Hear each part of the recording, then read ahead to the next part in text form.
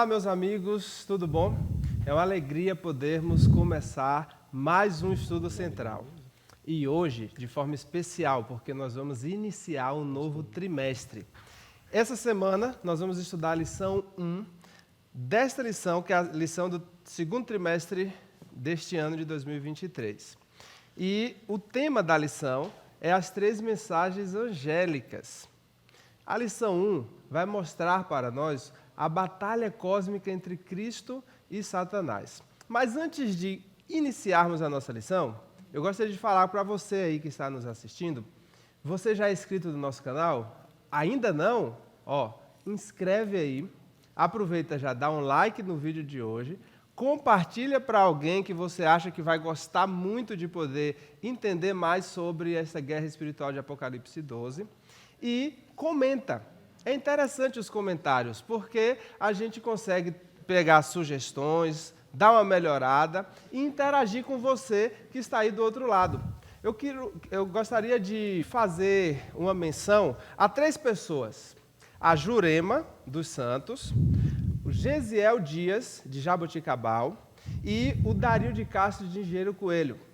Para vocês que nós citamos aqui, muito obrigado pela sua participação, pelos comentários. E você que está nos assistindo, comenta aí, compartilha. Hoje, nós temos 2 pessoas muito importantes conosco. Nós temos o Mike, e o Mike é uma contratação internacional. O Mike, ele é do Haiti. Ça va? Ça va, ça va. Muito bom.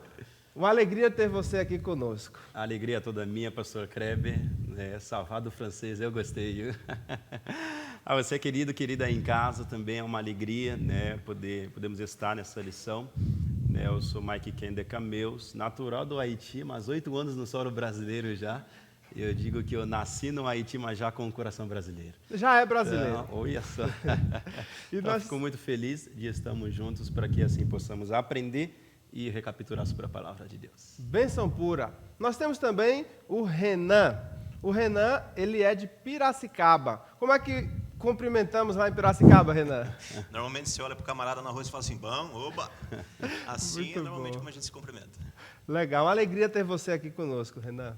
Obrigado, Kleber. Obrigado, pessoal. Primeira vez que a gente está aqui, então é uma alegria muito grande de poder compartilhar a palavra de Deus com vocês. Eu não sou internacional, que nem nosso amigo Mike aqui, mas, né, como o pastor Kleber apresentou, eu sou de Piracicaba, do interiorzão aqui.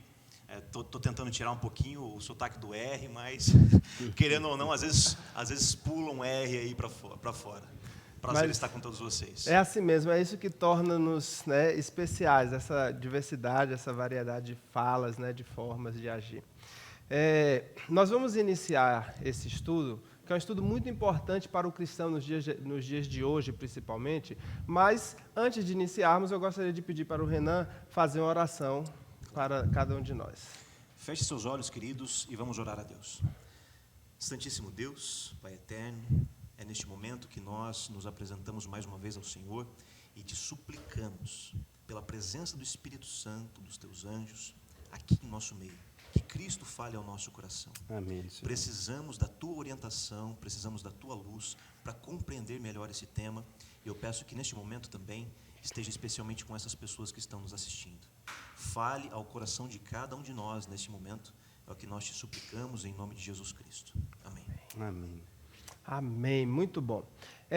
O autor dessa lição é o pastor Mark Phelan. Ele é um conferencista internacional e ele, na lição de número 1, ele introduz citando o livro Outnumbered, traduzindo desvantagem numérica. E nesse livro cita algumas histórias de batalhas que aconteceram no mundo, batalhas reais, de exército que mesmo em números menores conseguiram vencer a batalha. Ele cita, por exemplo, a batalha de Alexandre o Grande contra o grande Império Persa. Ele cita a batalha também de Aníbal contra o invencível Império Romano, mas mesmo tendo uma desvantagem numérica, esses exércitos conseguem obter a vitória. E é interessante que nós estamos vivendo também num período e inseridos em uma batalha cósmica que nós estamos em desvantagem numérica. Mas, ao estudarmos a lição de número 1, o capítulo 12 de Apocalipse, nós percebemos que mesmo em desvantagem numérica, nós vencemos. Só que é uma batalha apresentada em Apocalipse 12 que a gente percebe que ela começou lá no céu. Agora é interessante, geralmente a gente pensa que no céu é um local que não teria a possibilidade de ter um mínimo de desavença, quanto mais uma batalha. Amigos, como que começou uma batalha no céu? Veja só que interessante, né, pastor Kreber, junto com o Renan, a pergunta que fez, como que começou a batalha dentro de um lugar perfeito, não é? Mas antes, inclusive, dos detalhes, eu quero dizer que o título da lição diz Jesus vence e o Satanás é derrotado. Ele sempre é derrotado. Mas olha só que interessante, a luta do inimigo de Deus sempre foi contra o Filho de Deus, que é Jesus Cristo. E as acusações levantadas, né, como ao longo de toda a lição vai explicando, é lá de que o reino de Deus não era perfeito o suficiente. Ou melhor, como abaixo da Trindade ele praticamente era a quarta pessoa, junto com os anjos, ele pensou que o alto poder que estava no coração dele, Isaías 40, né, descreve sobre isso, ele, né, na sua subconsciência, quis também fazer parte da Trindade, para ser mais um. Porque toda vez que o Filho de Deus se apresentava para os anjos, também se apresentava como um anjo. E através disso ele pensou que o poder que ele possuía poderia ser de igual maneira assim com o poder de Cristo Jesus. Mas olha que interessante, Deus ele criou todos os seres e assim, principalmente os seres celestiais, ele deu a liberdade de escolha. Então, isso daí nos leva a uma pergunta, então. Então, quer dizer que os anjos não são robôs? Não são. Os anjos tiveram também o livre-arbítrio. Como entender esse tema do livre-arbítrio, Renan? Então, pastor, eu gosto muito de pensar sobre isso porque nos leva a uma compreensão muito mais bonita de Deus, não é? Do caráter de Deus. Quando você olha, por exemplo, para Deus, ele é onisciente, sim ou não? Ele sabe de todas as coisas, ele sabe do fim desde o princípio. Então Deus, mesmo visualizando vários cenários que poderiam acontecer, ele escolheu o cenário da liberdade, porque ele sabia que sem liberdade não poderia existir o amor verdadeiro. Nós só podemos amar alguém, pastor, quando nós somos livres para isso. Caso contrário, nós estaremos sendo forçados a amar alguém. E Deus não quer um amor forçado, um amor fingido. Então, mesmo diante do livre-arbítrio das suas criaturas, mesmo vendo qual seria o resultado disso, ou seja, a morte de seu filho, a morte de Cristo, Deus escolheu dar liberdade para os seus filhos, para que eles pudessem amá-lo com a liberdade que eles têm e não forçadamente. Então, um princípio básico para o amor é justamente a liberdade que Cristo nos dá, que Deus nos dá, para que nós possamos amá-lo e não forçadamente, mas assim, realmente de todo o nosso coração. Mesmo sabendo que isso pudesse custar a sua própria vida. Mesmo sabendo do prejuízo que aconteceria, né? Do preço que deveria ser pago. Mas olha que interessante, né, pastor Kreber? Isso também entra, né, o confronto dos anjos, né? Porque eu imagino, eles também num lugar perfeito, onde eles são confrontados, né, a escolherem se realmente eles continuariam sendo fiéis a Deus, leais a Deus, ou se eles também pudessem cair na tentação de buscar um reino maior. E hoje também, eu digo que os seres humanos, nós como seres humanos, nós somos confrontados também, através das nossas escolhas, desde ao acordar, né, ao longo do dia, até ao deitar. Também somos confrontados nas escolhas que a gente faz, se vamos estar escolhendo estar do lado de Cristo, né, ou se também estaremos escolhendo indo contra o seu reino. A gente percebe que por escolherem mal, escolheram o lado errado, e houve uma batalha, e houve uma queda, né? Apocalipse 12, verso 4, vai falar desse momento antes da criação do mundo, e 12, verso 7, após a ressurreição de Cristo, né? E Satanás, quando Jesus ele vem à Terra para executar o plano de redenção, que essa rebelião no céu é transferido para a Terra. Satanás ele tenta destruir Jesus de todas as formas. Quando Jesus é bebê, ele tenta matar Jesus, aí ele não morre, consciente pelos nossos pecados. Quando Jesus está para iniciar o seu ministério, ele tenta fazer Jesus pecar. Aí ele não é o sacrifício perfeito. Quando Jesus inicia o seu ministério, ele tenta prejudicar todo o seu trabalho. E quando Jesus morre pelos nossos pecados, ele tenta impedir a ressurreição de Cristo. A gente sabe disso por causa dos símbolos de Apocalipse. Tem alguns símbolos importantíssimos para a gente compreender Apocalipse 12. Poderiam citar para a gente? Eu vou começar falando um pouquinho da mulher, né? Quando a gente fala sobre a mulher em Apocalipse, nós temos que voltar um pouquinho para o Velho Testamento, para o Antigo Testamento. João, quando ele escreve Apocalipse, ele pega muitas imagens do Antigo Testamento. Então você vai ver que mulher, ele é citado a questão da descendência da mulher, a primeira vez em Gênesis 3,15. Ali nós temos a primeira promessa messiânica, né? Da mulher, que através da descendência dessa mulher, essa descendência pisaria a cabeça da serpente, mas a serpente morderia o calcanhar, né, dessa descendência. Aqui uma clara referência ao Messias que viria. Mas tem um texto que eu quero ler com vocês, que é Ezequiel. Esse texto é muito bonito para a gente ter uma noção de quem é a mulher no Antigo Testamento. Um texto de Ezequiel aqui no capítulo 16, você que está em casa também, pegue sua Bíblia, acompanhe com a gente esse versículo. Ezequiel 16, no verso 8. Vai falar o seguinte, aqui também falando sobre uma mulher e como Deus lida com essa mulher. Vai falar o seguinte, a partir do verso 8. Passando eu por junto de ti, vi-te, e eis que o teu tempo era tempo de amores. Estendi sobre ti as abas do meu manto, e cobri a tua nudez. Dei-te juramento, e entrei em aliança contigo, diz o Senhor Deus. E passaste a ser minha. Ou seja, essa relação que Deus tem com a mulher, como a mulher sendo povo de Deus, né? Deus faz aliança com essa mulher. Então nós temos que entender a mulher exatamente como esse povo, um povo de Deus, a igreja de Deus. E a gente vai falar também depois um pouquinho sobre a descendência da mulher. Entendi. Então, nessa batalha, a mulher representa o povo de Deus. E o dragão, Mike? A igreja de Cristo também, que pode estar representando. Mas se você vê uma coisa interessante, tem um texto da norte-americana Ellen White, que eu gosto bastante, na história da redenção, que demonstra que o único momento onde o inimigo de Deus ele vai reconhecer a divindade plena de Cristo Jesus é na batalha final. É na descida da Nova Jerusalém. Mas olha só que interessante. Como não somente era uma luta contra o Filho de Deus, mas é uma luta que continua até hoje. Assim como mencionou o pastor Kreber, o Renan ali, sobre a parte da mulher. Mas quando a gente entra na parte do dragão, também vem uma outra parte, né, o dragão, que simboliza, claro, né, os ataques malignos, né, o próprio Satanás contra nós, mas também entra um fato curioso, que é o Filho do Homem. Né, o Filho do Homem esse, né, que em vários aspectos, principalmente ao longo da sua caminhada, que fortemente foi tentado para esquecer a sua missão, daquilo que havia vindo fazer, que é, no caso, salvar aos seres humanos. E é por isso que eu digo que a vitória desse Filho do Homem, que é Jesus, também é a nossa também, quando nos aceitamos de todo o coração. Então, eu vou aproveitar essa linha de raciocínio aí.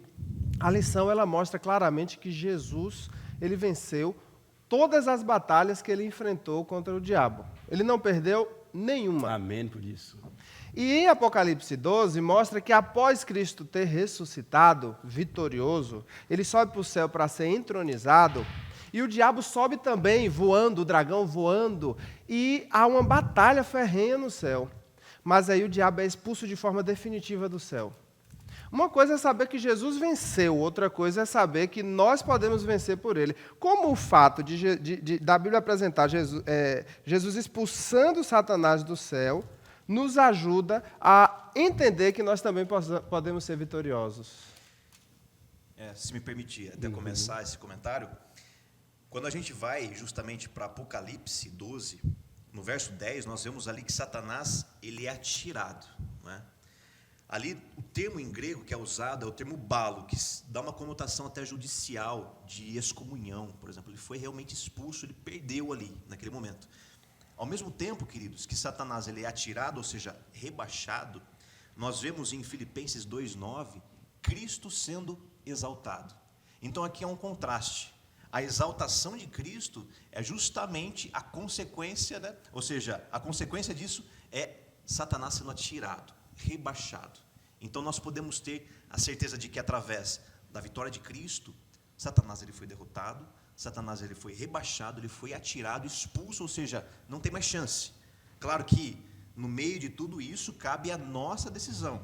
O que eu faço com essa informação? O que eu faço com esse evangelho, com essa boa nova? Com essa vitória, Eu irei aceitar essa vitória? Eu irei aceitar aquilo que Cristo fez por mim ou não? Porque se eu não aceitar, a vitória de Cristo na minha vida vai ter pouco impacto. Mike, a lição ela continua mostrando ali a questão dos 1.260 dias. Esse termo ele aparece em Daniel.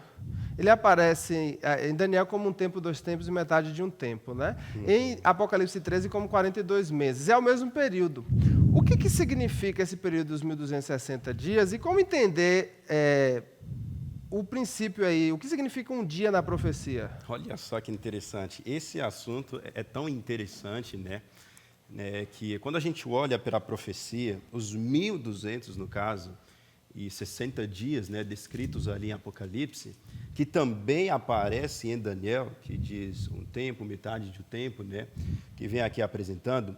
Essa profecia de tempo também, o mais interessante, são os símbolos, né, proféticos que representa, quando a gente diz que a mulher foge, né, cria asas, a gente sabe que, humanamente falando, não tem como uma mulher criar asas, né? Mas a profecia nos traz que um dia dentro da Bíblia, né, Ezequiel fala sobre isso, um dia dentro da Bíblia, no contexto profético, isso pode equivaler a um ano. Ah, interessante. Né? Olha que interessante, né, esse ponto. Porque entendendo o que significa um dia dentro da profecia, dentro da Bíblia, vai facilitar a nossa compreensão como foi se desdobrando os pontos proféticos ao longo da história. E, pastor, até só para ler um versículo que reforça isso que o Mike está falando, porque quando a gente fala de princípio dia-ano, a gente não tira do nada isso, né? Não é uma coisa que surgiu na cabeça do pastor Kleber, que saiu na cabeça de algum adventista por aí, na minha cabeça, mas a própria Bíblia nos aponta para isso. Em Levíticos, no capítulo 25, a gente vai ver ali, especificamente a partir do verso 8, falando sobre o ano de jubileu. Veja só que interessante que diz aqui. Ele vai falar assim: contarás 7 semanas de anos. Ele está querendo dizer que uma semana equivale a 7 anos, porque uma semana tem quantos dias? 7 dias, 7 não é? Dias. Então, uma semana tem 7 dias. Aí ele vai falar: contarás 7 semanas de anos, 7 vezes 7 anos. Dessa maneira, de maneira que os dias das 7 semanas de anos te serão 49 anos. Como que ele faz isso? Ele pega esses 7 vezes as 7 semanas. 7 vezes 7 dá quanto? 49. Então, o ano seguinte, que seria o 50º, ele seria o ano de jubileu. Quando a gente vai lá para Apocalipse 11, no verso 2, a gente vai ver ali 42 meses. Se nós pegarmos 42 vezes 30, que seria os dias que tem um mês, nós chegamos a 1.260 dias. O mesmo período de tempo, né? Exatamente. Então, o que representa esse 1.260 dias? E assim, a mulher no deserto durante esses 1.260 dias, o que significa isso? A gente vê até, para não querer te cortar, mas nós vemos lá em Apocalipse, no capítulo 12, no verso 6, vai falar um pouquinho sobre essa mulher que ela vai para o deserto, não é? E mais para frente também, ali no verso 14, no verso 15, nós vemos que essa mulher, ela vai para o deserto, mais uma vez, fala a mesma coisa, só que também fala da terra, né, que socorre a mulher.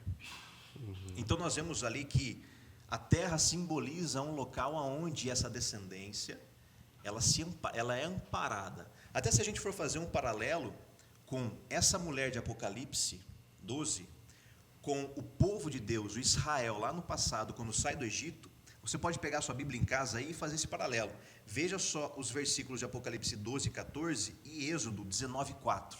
Vai usar a mesma linguagem, ou seja, fazendo uma referência também ao povo que passou pelo deserto lá no passado. E se você pegar também Apocalipse 12, 16, que vai falar também da terra que engole o rio, e for lá para Êxodo 15, no versículo 12, você vai ver o cântico de Moisés também falando da terra se abrindo e engolindo os inimigos. Então, essa mulher que está aqui em Apocalipse 12 é uma referência também ao povo de Israel que passou pelo deserto. E assim como o povo de Deus foi sustentado por Deus no deserto, essa mulher ela também é protegida e sustentada no deserto por Deus. Então, o dragão ele abre a boca e ele lança água para perseguir a mulher. O que seriam essas águas? E a terra também abre a boca e protege a mulher da água. O que seria essa terra? E olha só, veja que interessante, né? O pastor Kreber até havia perguntado sobre o significado da profecia, né? Que o Renan aqui deu todo o detalhe, né? Sobre os anos. Mas isso também, o interessante, pode demonstrar, né, a perseguição do povo de Deus, mas também a resistência. Porque toda perseguição precisa de resistência. E quando a gente for, por exemplo, para tanto a água e a terra, a gente pode perceber a conjunção dos países europeus para poder se levantar e perseguir o povo de Deus, né? E o mais interessante disso, o simbolismo, no caso da terra, que seria o povo que estaria acolhendo esse povo de Deus para poder dar liberdade de cultuar e quanto também avançar com a sua fé, que seria, no caso, os Estados Unidos da América. Olha só, é interessante estudar os símbolos, né? Uhum. A gente já sabe que os símbolos estão sendo colocados para que a mensagem chegue ao seu destinatário final sem nenhuma intercepção. E a mulher, ela vai para o deserto, só que a gente percebe em Apocalipse 17 a mulher já desviada dos propósitos de Deus, de restauração da verdade, no deserto ainda. Mas antes disso, ela gerou descendentes, que a Bíblia chama de remanescente, restante. E agora é o objeto de ira de Satanás nessa batalha. O que significa esse remanescente? Como identificá-los? Que interessante, né? Se a gente for olhar ao longo da história, a gente vai perceber que ao longo da história sempre foi tendo remanescentes.